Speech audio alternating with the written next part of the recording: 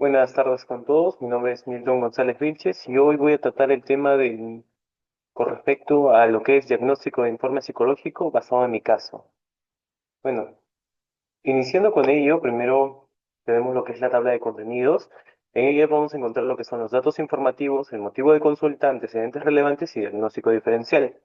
Cada uno de estos está enfocado directamente en el caso que me tocó presentar. El caso clínico.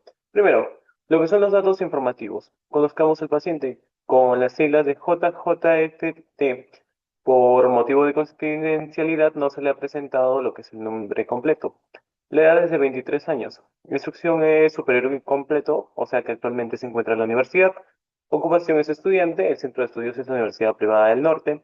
Se encuentra en el séptimo ciclo de la carrera, la procedencia de Lima y vive en Comas, y actualmente vive con sus padres, abuelos, tíos y primos. Con respecto al motivo de consulta, el paciente nos comenta que su madre lo abandonó al primer año de nacido y lo dejó a cargo de su padre. Esto, si bien es cierto, fue consecuente en su etapa de niñez. ¿Por qué? Porque desde los 7 años empezó a tener como la dificultad para poder relacionarse con las personas y sobre todo para el hecho de poder sentirse cómodo al poder expresar sus emociones, porque tendía o sentía el miedo de que si él hablaba o se expresaba de más, podría generar una dificultad y las personas se alejarían de él. Esto se ha estado presentando tanto en lo que son relaciones interpersonales desde los 13 años, cuando empezó con a tener su primera relación con una chica y terminó teniendo la dificultad de poder pegarse demasiado a esta persona tanto que generó una dependencia. Y al terminar esta relación se sintió totalmente devastado, nos comentó, y que no podía poder relacionarse con otra persona más. Bueno, eh, ya que, ya que sucede todo esto, en la actualidad el cliente nos menciona de que normalmente tiene pensamientos negativos y de abandono, donde se siente él como una persona inferior y que es mucho más fácil de abandonar o alejarlo de su vida.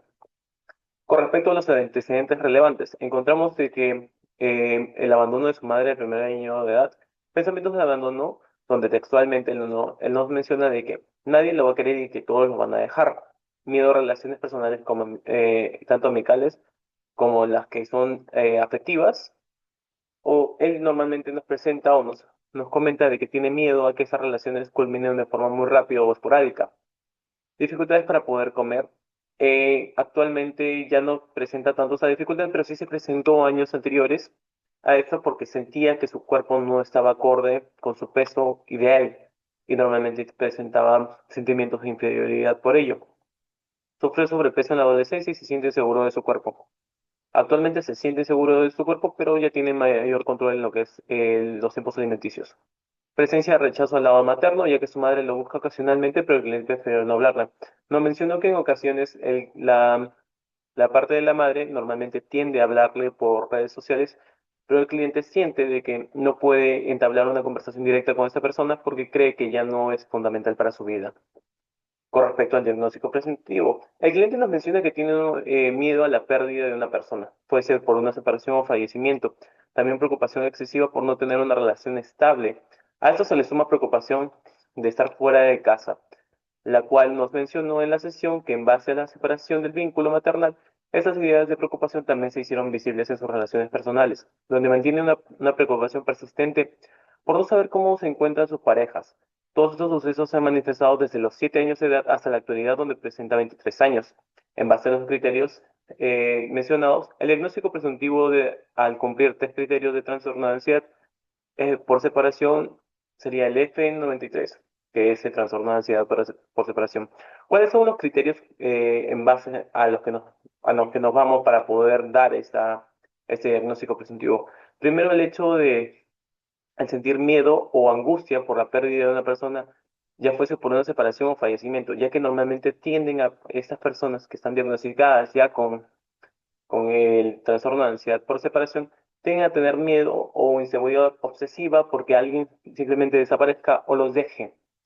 Y también lo que es dificultades para poder mantenerse tranquilos o solos en casa, ya que sienten normalmente que no pueden salir de casa porque tienen la preocupación, o en este caso el cliente nos menciona de que normalmente no tiende a salir mucho en actividades fuera o sociales porque prefiere estar en casa manteniéndose tranquilo con sus familiares.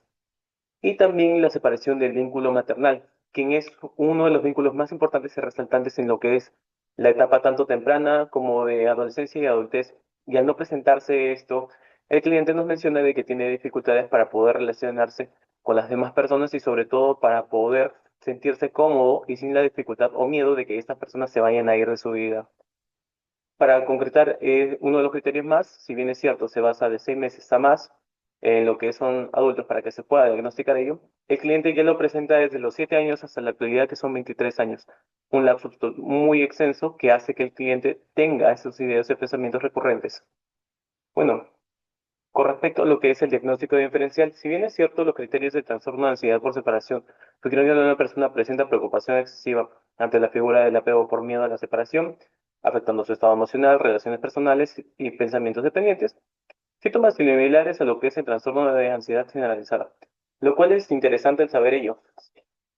En una parte nos encontramos con lo que es el trastorno de ansiedad por separación, que tiene un punto fijo en una persona o en este caso en una persona de apego o en a diferencia de lo que son lo que es el trastorno de ansiedad generalizada, que es normalmente puede ser consecuente sí por el hecho de tener miedo a perder a una persona, pero también nos basamos en lo que es otros aspectos como lo que es aspecto social, el aspecto del trabajo, sentir o tener la dificultad de que algo podría suceder o algo podría presentarse y generar una dificultad en la persona.